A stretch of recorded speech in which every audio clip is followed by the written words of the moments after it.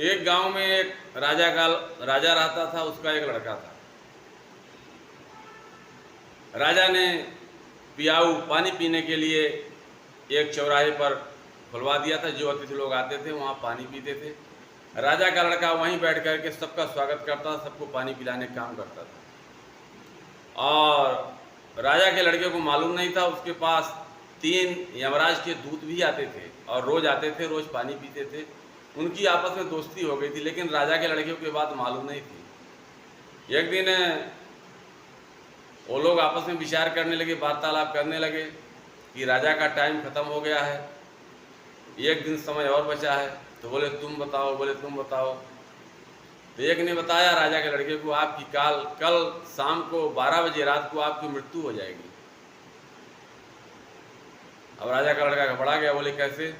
बोले इसी में से हम 3 जन में से एक जन सर्प बन के जाएंगे, आपकी सीढ़ी पर बैठेंगे और आपको रात को 12 बजे खा लेंगे, आपकी मृत्यु हो जाएगी।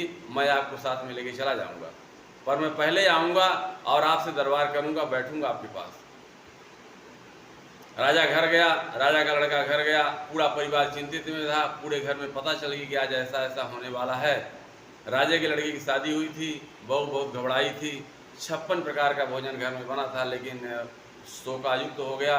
उस भोजन के कोई खाने वाला नहीं था और राजा का लड़का निराश बैठा था। पूरा परिवार निराश था।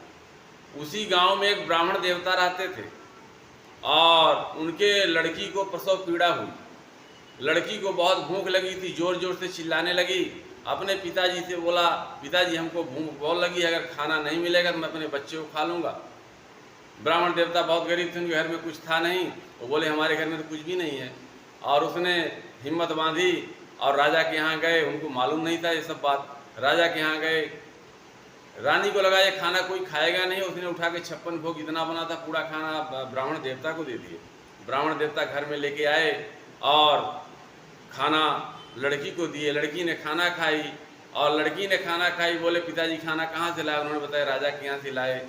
उन्होंने आशीर्वाद दिया, इसका सुहाग अटल रहे और जब तक गंगा जमुना सरस्वती में पानी भरा रहे तब तक इसका सुहाग भी अटल रहे।